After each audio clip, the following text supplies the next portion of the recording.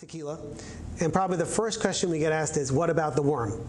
The worm, what's that all about? So we picked up a bottle here, and I don't know if you can see, floating in here is a worm right there in the middle. And the question is, well, worms aren't kosher, so what's the question about tequila being kosher? This was one of the reasons we took that trip to Japan, in order to try firsthand to see, is sake good enough? And in preparation, I took along, those small salt and pepper packets where they give out on the plane by the airline meals. Maybe that'll help too.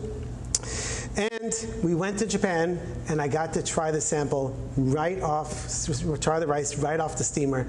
And it was a little crunchy, honestly. Salt and pepper helped a little bit, but I could hear where that was coming from, where maybe it's not suitable, this particular variety, to be oilol shulchan malachim, and maybe it should not be subject to bishul akum. However, when we showed the rice, obviously this calls to question, the basic question. When you buy Trappist beer, that means you are supporting the monastery. You're supporting their work. If they need to buy a new idol or upkeep their chapel, you're supporting that. Is that a problem or not?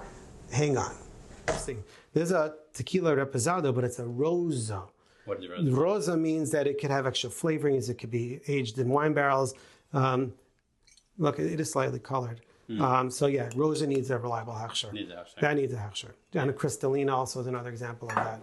Law just says that it needs to be aged in new charred oak. It doesn't say how long. In fact, there was a company that wanted to push the limit, and they made Pabst Blue Ribbon Whiskey, which was aged for 5 seconds. And literally, it says it on the label.